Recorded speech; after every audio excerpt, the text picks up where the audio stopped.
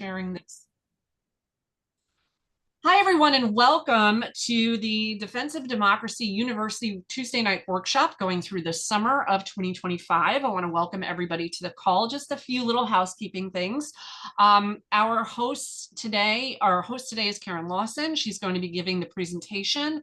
And so as she is giving her presentation, you're welcome to ask questions in the chat, and we will pause periodically throughout the conversation to have these questions addressed. Again, my name is Karen Swoboda. I am the Executive Director at Defense of Democracy. It is so great to see everybody here. It's summer. We all should be out on vacation, enjoying wonderful things, but here we are defending our public education system and learning how to do that. So I'm really, really grateful, not only to our amazing presenter and our two presenting coalition partners, but to all the volunteers who are present today. And that being said, I'm going to, Debbie, turn it over to you so that you can introduce some of our guests. Okay, hi, I'm Debbie. I'm the Volunteer State Director from New York and the Chair for Educators Defending Democracy. There are two wonderful coalition groups that we want to welcome tonight. The first one is Mike Gottsman. He is from New Jersey Public Education Coalition. So Mike, if you would like to introduce yourself and give a short presentation. You have to unmute. Good evening, everyone. I'm Mike Gottesman. I'm a retired attorney, educator, public advocate, and the founder of the New Jersey Public Education Coalition. NJPEC is a grassroots, unaffiliated organization. Our goal is the protection of public schools from right-wing extremism that's designed to destabilize our schools and eventually eliminate them. The coalition wants to preserve diversity and inclusion in our public schools and ensure that every child, no matter the background, have a safe and inviting place to learn, free from harassment, intimidation, and bullying. Our motto is engage, educate, and collaborate. Rather than get into the details of that, I'm going to pop some information into the chat that you can look at your leisure. We've had three major accomplishments in the past 3 years that we're really proud of. Our first one was called the Opt-Out Oprah Project. We did that with the assistance of students from the UCLA Law School. And we did an Open Public Records Act request to every school district in the state of New Jersey because the opposition was claiming that the majority of parents were opting their kids out of a newly designed health and fitness curriculum that they called the sex ed curriculum. And as a result of that project, we were actually able to prove that less than 3% of parents in New Jersey were opting out of that. So we were able to dispel their disinformation campaign. The second thing that we are proud of is that we worked with the Southern Poverty Law Center and got them to classify all New Jersey chapters of Moms for Liberty and the local group, the New Jersey Project, as anti-government hate groups. The third thing that we're really proud of is we work with the New Jersey Division on Civil Rights and the New Jersey Attorney General's Office and provide them with information and research that allowed them to file lawsuits against 4 New Jersey school districts who were violating the civil rights of transgender students. Currently, our big program and our big push is a program called Every Seat Claim, and it's in full swing right now. The goal is to have a Board of Ed candidate for every single open school Board of Ed seat in November and have it be a progressive candidate running for Board of Ed. So along with partnering organizations, we've put together a soup to nuts training program with everything a candidate needs to run a successful campaign. And it even addresses a major concern that candidates have had over the past 3 election cycles, and that's harassment, intimidation, and bullying by the opposition in the real and cyber world against not only the candidates, but their campaign staff and their families. And that's been something that's been a bar to many people running for Board of Ed, concerns in particular for their families. And we now have a program in place that trains them and all their staff and their family on exactly how to deal with that type of stuff. So basically, that tells you a little bit about the coalition. As I said, I'm going to pop some more information and links in the chat. And I invite all of you to join our coalition Facebook page and the coalition itself. Feel free to reach out to me directly with any questions you may have, or if your organization might like to partner with us, the email address will be in the chat. So thank you again for your time tonight, and I hope that you enjoy the presentation that we're sponsoring. Thank you. Thanks so much, Mike. It sounds like you're really super busy, and it sounds like you can get those people, the Moms for Liberty, like that. That's like I'm impressed. I am totally impressed. Good outcome.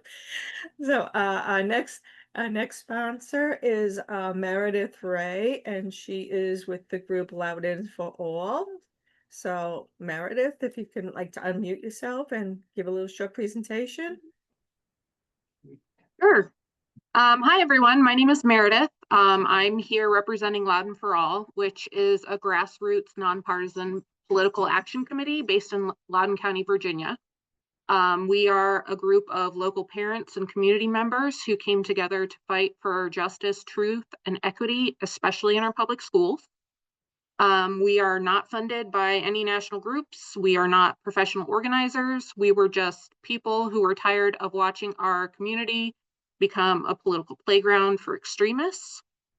So Loudon for All formed in 2021 in response to an attempt to recall several of our duly elected school board members by a group called Fight for Schools, which billed itself as a grassroots organization, but was actually run by a Republican operative with ties to a lot of different dark money organizations. He is now working with America First Legal, which is run by Stephen Miller. And yes, that is that Stephen Miller. And I'll mention America First Legal again shortly.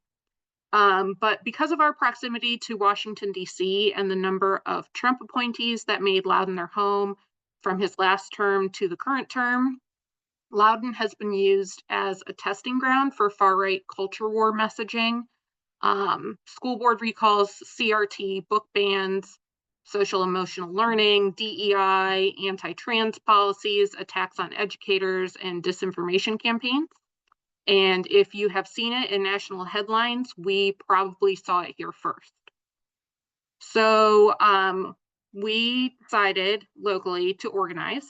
We did research and we built a network of neighbors who are committed to facts and transparency.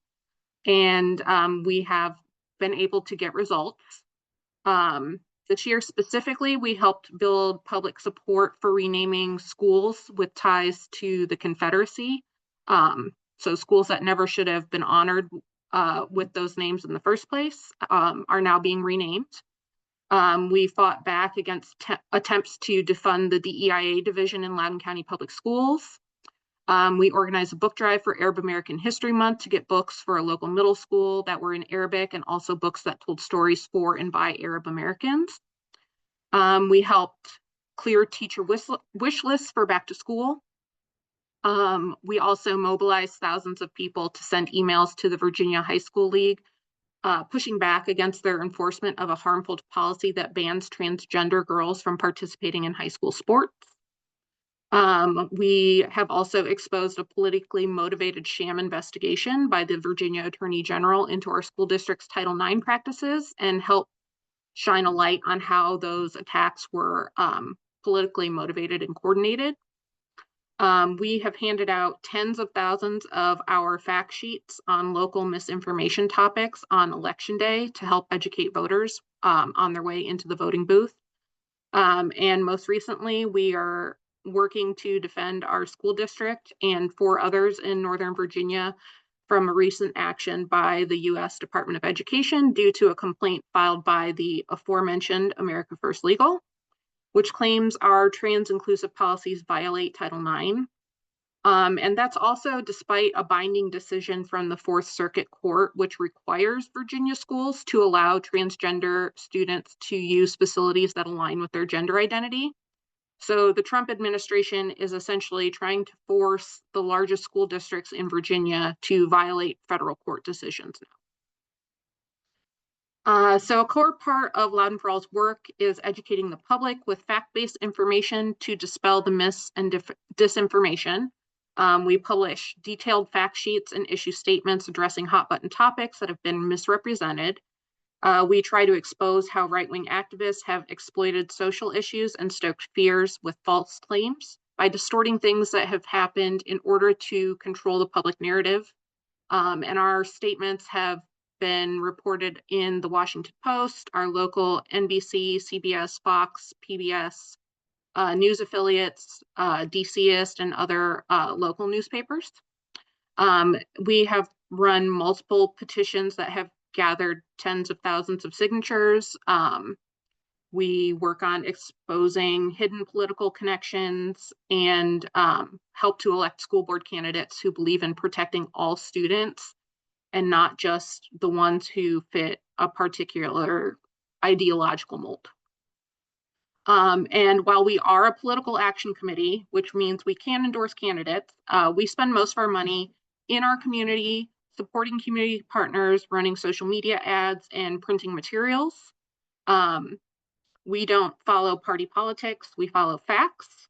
And we are also all volunteers doing this work in our free time. So researching, organizing, showing up to public meetings, fighting disinformation, and defending democracy at the most local level. So if you believe in what we're doing and feel called to help us out, you can donate at loudonforall.com/donate. This is a big election year in Virginia and also in Loudon, with half of our school board seats up for election in November. We are always excited to connect with other communities and other community groups that are facing similar battles. If anyone wants to connect, you can email us at info@loudonforall.com, and feel free to reach out. We will set up a meeting, help where we can, to get people engaged in their local school districts and in their local government. You can also follow us on Facebook, Blue Sky, Instagram, and TikTok, all at the username Loudon for All, and that's LOUDOUN, the number 4 all. And you can keep up with what we are up to. Thank you so much for having us here tonight to talk about the work that we've been doing and that we will continue to do. And that's all I have. Thank you so much, Meredith. It's like we're all in this together. That's the whole thing. So just thank you for everything that you've been doing. Thank you. So now I'm going to introduce our speaker for tonight. Our speaker tonight is Karen Lawson.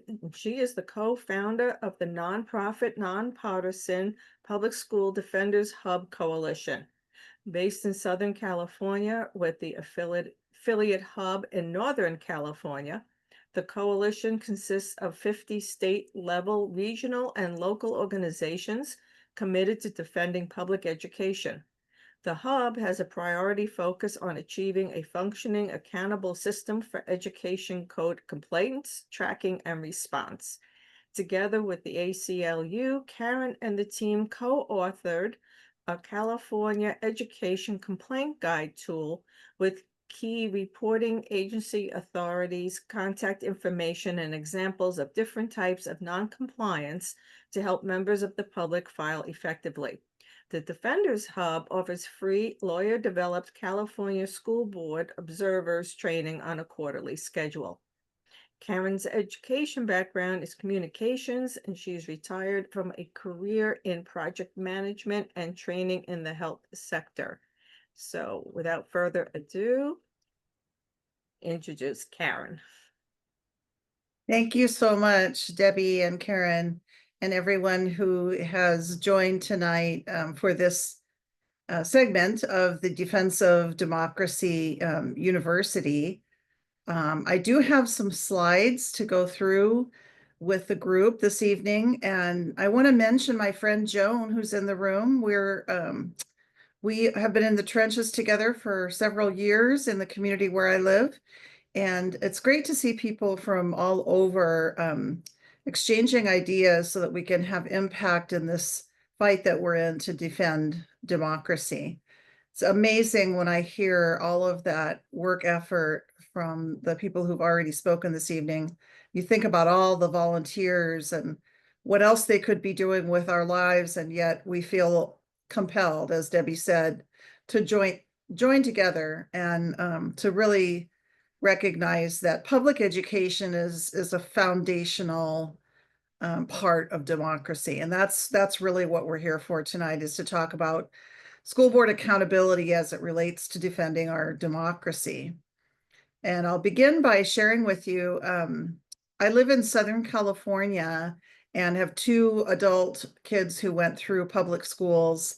I've been involved locally with public school activism for quite a while, and it came to a point for me where I really wanted to see our state agencies who have authority to step in and intervene when there's non-compliance and violation of California law, and provide that deterrent.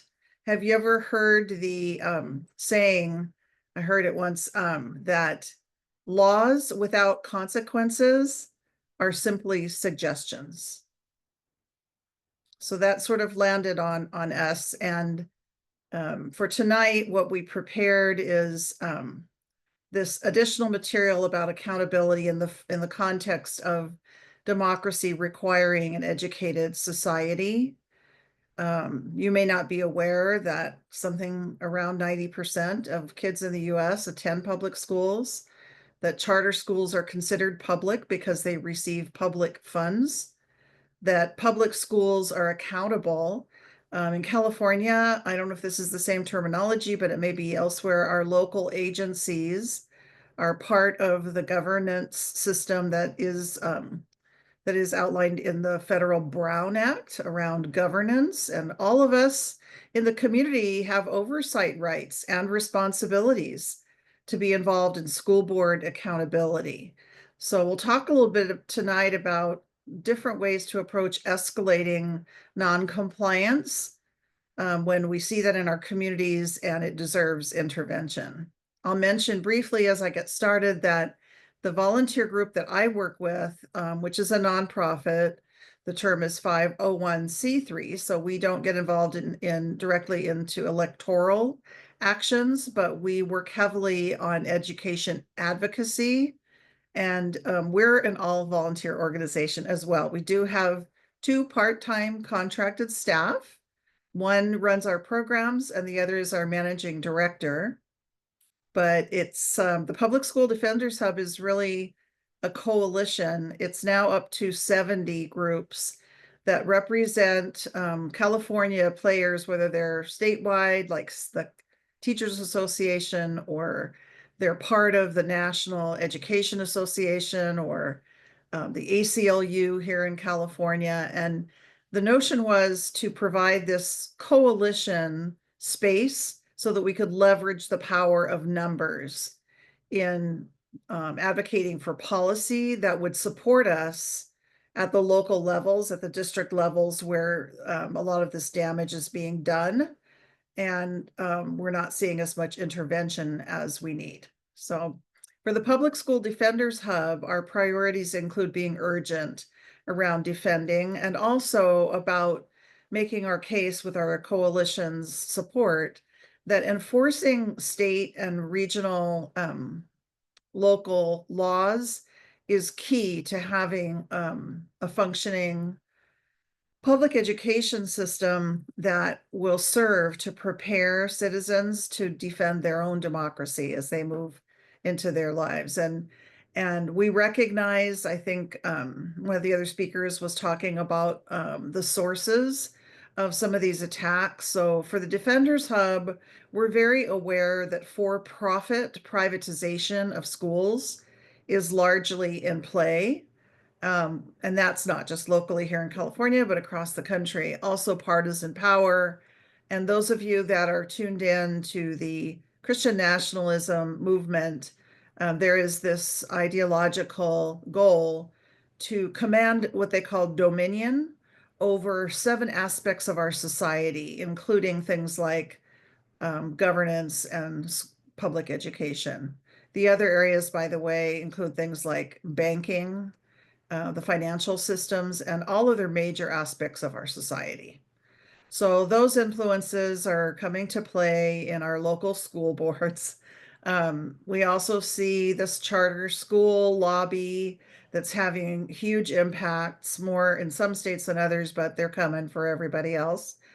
These foundations that are being set up by churches that can now be nonprofit and get involved in political elections and so forth.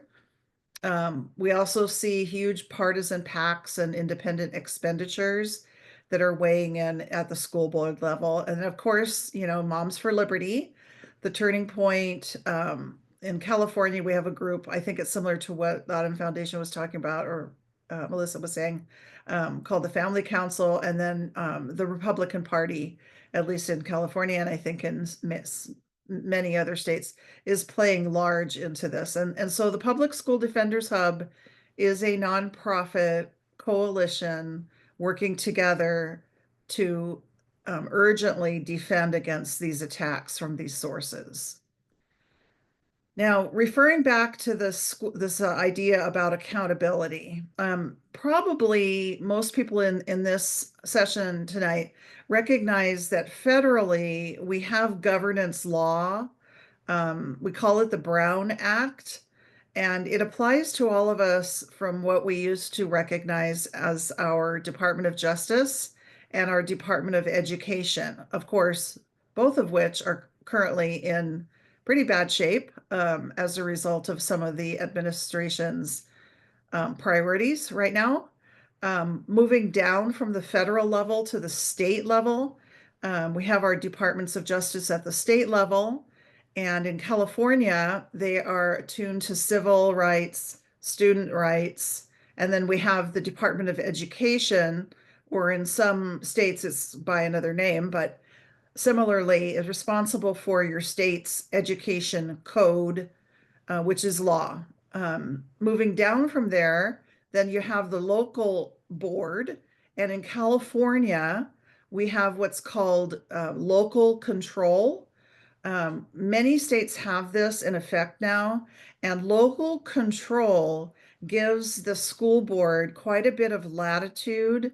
And we'll talk just in a minute about, where that latitude sort of ends.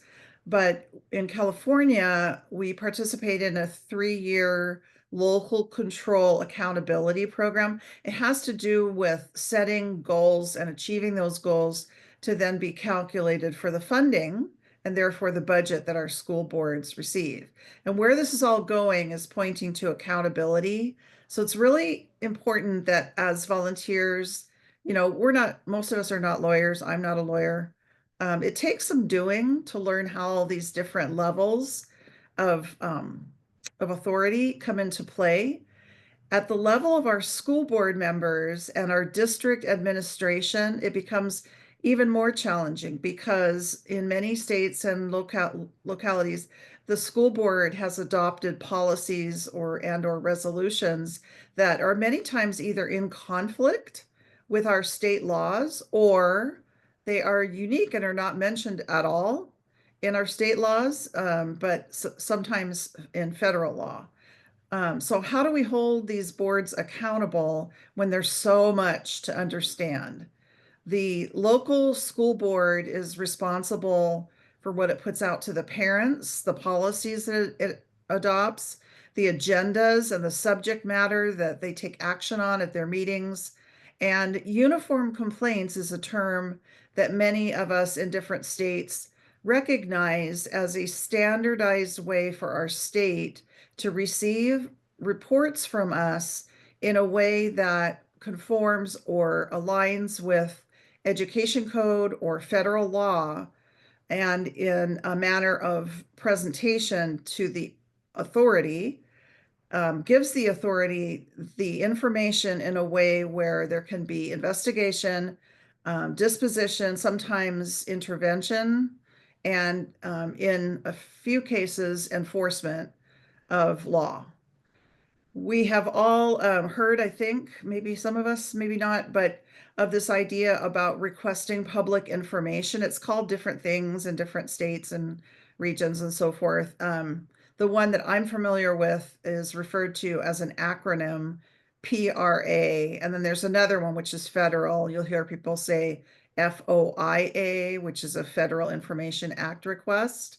These types of actions can be very helpful in getting to records that exist concerning local school board actions that are not made publicly available, but can be obtained. And I'll give you an example of a couple of those in just a minute. But it's something I think worthwhile looking for more information and becoming familiar with these requests for information as we move along further and deeper into holding school boards accountable. The process and the documentation of them is very important to them being successful. And then I want to mention that non-governmental entities has been extremely helpful in California, and I think in other states as well, to be able to hold school boards accountable.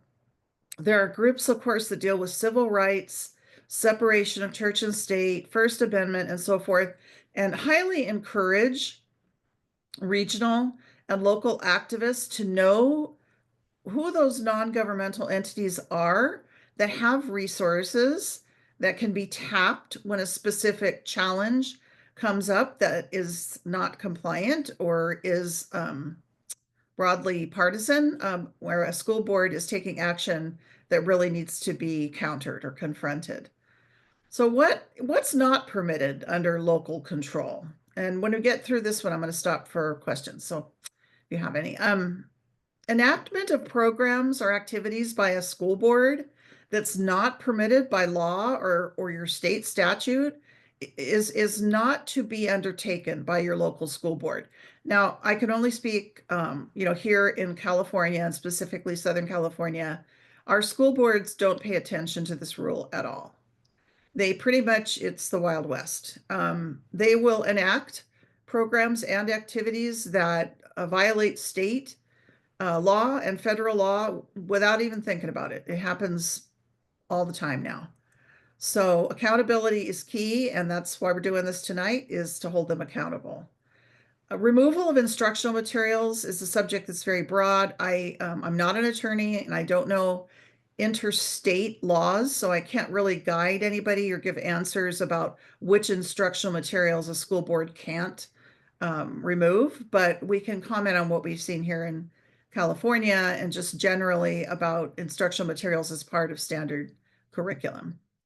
The other thing that is not permitted under local control is violating students' rights. And I think one of the speakers earlier this evening talked about, digging in and really defending privacy and students' rights. And that's something that school boards are not permitted to create policies or resolutions that are out of compliance. And then finally, discrimination, harassment, bullying, intimidation. And that covers not just the students, but also district employees and staff and teachers as well. So having spoken just at the top here about what accountability is on the table tonight, are there any questions that are in the chat? I don't see the chat on my screen. Yeah. There are a couple questions. Do you want to get it, Debbie? You can do it. Go for it. Okay. The first question is, does the Public School Defenders Hub have a chapter or entity in New Jersey? No. Okay. And then Heather asks, can you give an example of that? Heather, what is the example you're looking for?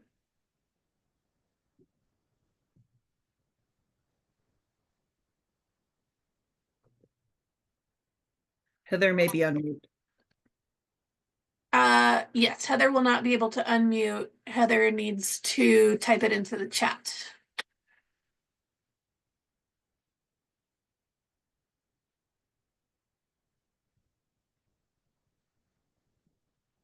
Other than that, an example of policies, practices that Southern California have gone into place that are not constitutional. Okay, so what I heard was examples of policies that we've seen at the school board level that have been enacted that are not constitutional. I think one of the most recent that got national news had to do with a school district that very early on passed a policy that precluded students from participating in sports if they did not identify as at birth as the gender of the event that they were competing in. And this had to do with some competition in California where there was a huge brouhaha over a single transgender athlete participating in, happened to be track and field. When the school district passed their policy, it was in direct conflict with state law in California. So what happened was the state attorney general moved in with a temporary restraining order to enjoin the district from stopping the student from participating until there could be a court ruling made on the non-compliance with state law. And it's still going through its process. So hopefully that was helpful. Yes, thank you. Are there any non-governmental agencies that can assist with resources to counter these things? Yes, so one of our favorites is, well, I'll name a few. PEN America, PEN, is the longest running First Amendment rights freedom to read organization in the United States. And they have a portal when there are book banning instances where the district community members in the district can report school board actions that involve censorship and book banning, and PEN America will jump in. Also, Americans United for Separation of Church and State is one that has legal resources and does response. They will respond to issues where the school board is either putting in place improper religious or religious related policy that conflicts with either state or federal law. The other one that has been very responsive is the Freedom from Religion organization. They have attorneys that will send warning letters to school board and administrative leaders to let them know how close they are to being sued by Freedom from Religion. ACLU, Go ahead. ACLU previously had more resources. They're really strapped right now because they're defending a couple hundred lawsuits that they filed against the administration. Go ahead. Does higher education have the same restrictions by state law? I am not familiar with higher education. We work, thank you for asking, in K through 12. Moms for Liberty has initiated their own reporting form for enforcing compliance with the president's executive orders. How can this be addressed at the state or local level? I'm not sure there's anything we can do to stop them from what they're doing, but what we can do is educate our community members to use what's available at the state level to do reporting that is accurate, timely, and presents an emergent or urgent need for intervention. We've learned through the Public School Defenders Hub that it's a losing strategy to fight every dumpster fire that gets lit. We try really hard to be effective by staying on the side of existing federal and state law. And, you know, the other side, the anti-public education forces will twist the law every chance they get. And we have to really be aware that it's easy to fall into that trap where we go chasing what they're doing. On the other side, just doing a better job of educating our community members around the processes that are in place by good governance, and let them do what they need to do on their end. Thank you. There are no other questions at this time. Thank you for monitoring that chat. Appreciate it. My So how pleasure. to escalate non-compliance? Our local school district requirements for, let me take a step back. Anyone who is part of this session tonight, please let your colleagues and your friends and your community activists know that the school board websites are a wealth of information about what's required to file a legal complaint. It's really important to take the time to go to your local school district website and look at their policy regarding processing of complaints. I'm going to say that again. Go to your website, the school district website, and take the time to learn the policy locally for placing an official complaint.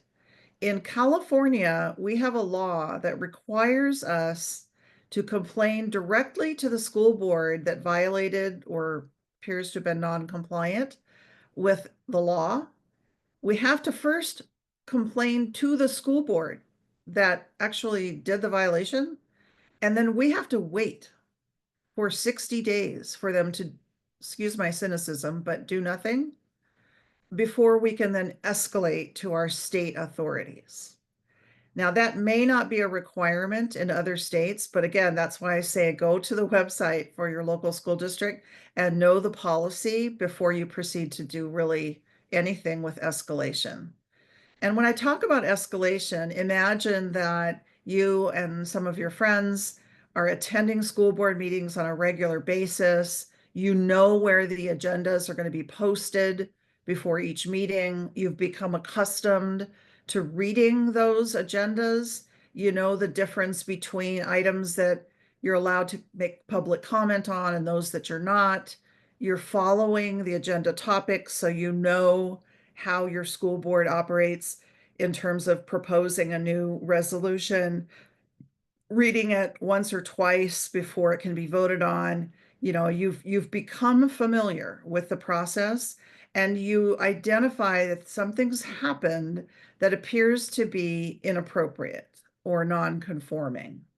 So what you do with that is you document what you've seen, what you've read, what's in, you know, what's been published, video of when and who was there and what happened. You document it like a journal, and then you prepare to do a complaint. And your local school website will give you specifics about what to write in your complaint. It will tell you specifically, for example, you must name the date when it happened, who it involved, what was said, where were you, how can you prove what you're saying is correct.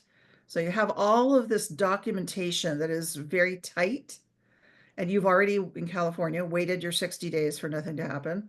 And then now you're going to go ahead and you want to push it up the ladder to as an official complaint. The earlier in tonight's introductions, it was mentioned that the Public School Defenders Hub collaborated with ACLU in California to produce a complaint guide. And that complaint guide doesn't obviously apply to other states, but it's a good model because it provides a community member who's not an attorney and hasn't taken training to do all of this with some examples so that they would know, the person would know, should this complaint go to the Department of Justice? Was it a civil rights issue? Should it go to our state Department of Education? Does it have to do with education equity? You know, is the non-compliance issue something that should go directly to the Child Protective Bureau? There's several different authorities in each state.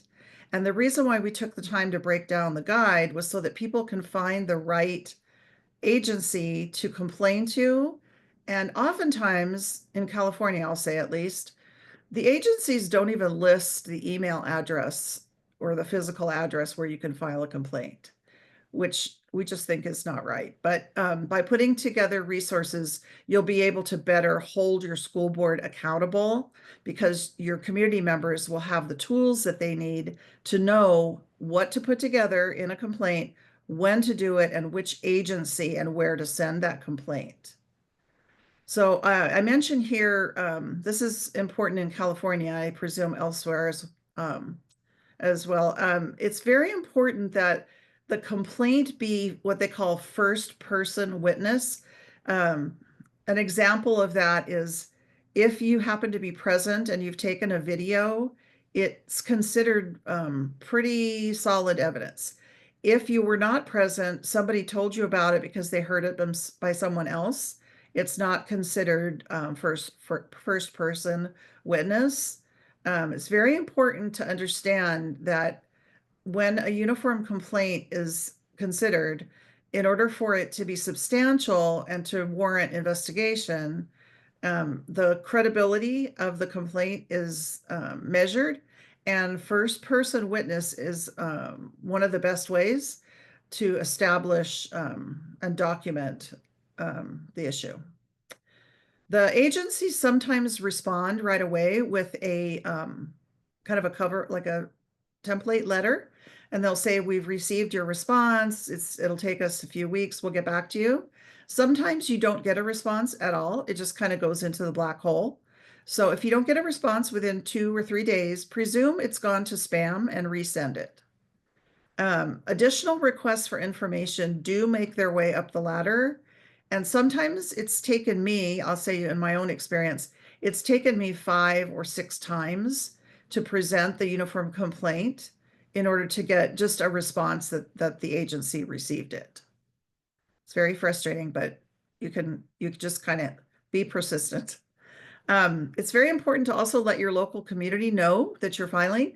We've had cases in some of the districts here in Northern and Southern California where there's been violations of law, or at least non-compliance, and various members of the community went about filing complaints, and they used differing documentation that was conflicting, and the agencies were not sure who was actually reporting the most accurate version of the story. So it's very important to let your community members know when you're filing. It also is a good message to your school board to know that the community is aware that uniform complaints are being filed as a result of actions that the board is taking. Important to ask for support from other community members. Sometimes community organizations can support your complaint, whether it's going to the school board locally or to your state agency, and that can be really helpful. Follow up, that's what I would say strongly, just keep following up for a response. And sometimes there will be a request for additional information. Other times it'll just move into an investigation kind of a mode. And once an agency starts investigating, it doesn't always go our way, but it then becomes subject for inquiry for public transparency on what the investigation findings were. And that's always a good thing.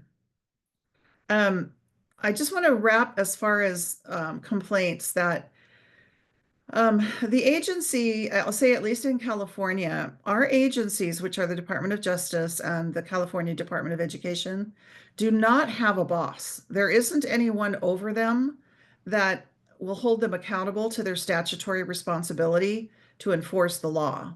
The only authority that we have in California that is over our agencies, our authority agencies, is our executive, which is our governor. Now, in other states, you have, some states have a state level secretary of education who has the oversight and authority over agencies. And then in other states, you have an inspector general who also has oversight authority of the agencies. So to the greatest extent possible, those of you that are in this workshop tonight, I would go to work locally and maybe spend a couple of weeks putting this information in writing so that lay people, parents that are wanting to really fight for public education, meaning inclusive, high quality, secular, safe public education for all children, will have tools at their fingertips and don't need to become lawyers, in order to stand for democracy and stand for the standardizing of curriculum and stand for student privacy and civil rights and the First Amendment and these things that are just really, public education is foundational. We say that in order for democracy to survive, that public education must thrive. And that's the conclusion of my presentation. So I'll stop there. And if there's any questions. We do have some questions. Have you run into problems with a BOE issuing agendas that are merely outlines and not making all the backup documentation available to the public? So the public does not have what it needs to speak. Oh, this happens at our school board. So what it needs to speak at the public portion of the meeting. Increasing, yes. And it's a violation of the Federal Brown Act. Most education attorneys that are employed by school districts know very well that that's a violation of the Brown Act. And yes, it's an increasing tactic because it tries to skirt public comment and also the requirement for second reading. It's just really blatant violation. We've also had issues with at least in my Kansas district, our superintendent wants to do away with live streaming public comments because he thinks it will deter people showing up. My friend Joan here in the workshop with us tonight, she and I will attest to that happening in our local school district. And thanks to community, pushing back, we now have live stream again. That's awesome. Yeah, I'm on the school board in my district and it's a fight. Yeah, I tell people that when I tell them I'm on the school board. Sorry. Hang in there. We need. But yeah, it's every month I think I get into a fight with the superintendent about live streaming and also giving community members the option to call in to make their comments. But it's also been a fight to even get ASL interpreters there as well for the meetings. It's a mess. It's increasing and it's just more and more blatant, Yeah, absolutely. We didn't talk about Brown Act enforcement. It's different than education code enforcement. It requires the process requires involving literally your county district attorney. Brown Act violations, which is one of the reasons, because that's a pretty high level authority. One of the reasons that local school district attorneys will sometimes back off on those things that you're talking about, Katie, is that it can get really nasty when the county district attorney is involved. We don't see very many school districts taking it to the county district attorney. No. The next question was, does the Public School Defenders Hub have a website? Yes, I'll put it in the chat. It's CPI, Cat Paul Ice, CPI hub.org. Yes, contemporarypolicyinstitute.org. CPI HUB.org. Yes. In the chat. Does the first person witness include video of school board meetings posted by the district, even if I did not attend in person? It can.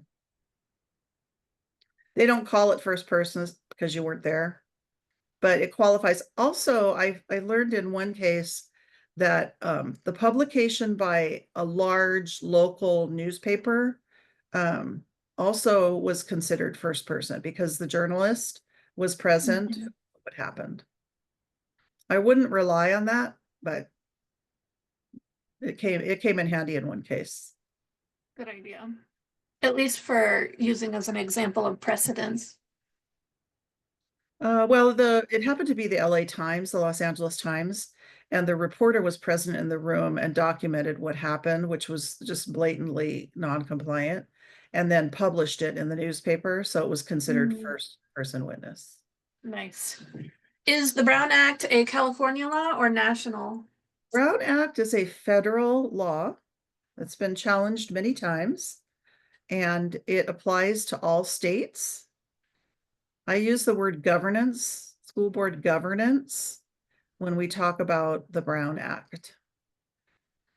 And that's, of course, governance when it comes to things like allowing public comment, making sure full information is present in the agenda, posting the agenda, appropriately, not calling, emergency meetings because somebody, has to get their hair done, kind of thing.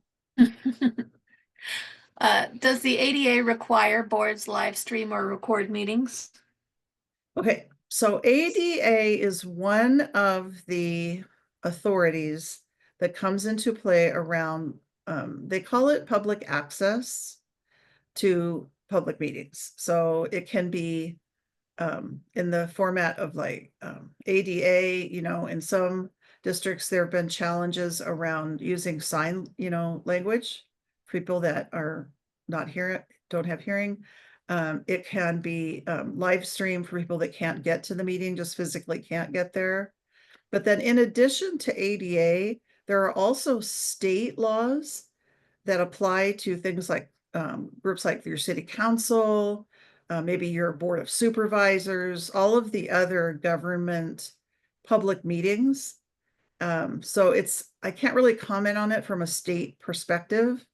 I do know in my own school district that there were plenty of reasons why our school district was compelled to provide access. Were you planning to discuss examples of CPRA requests? So in California, we call them PRA, but some people do refer to it as CPRA and sometimes S, like Sam, PRA.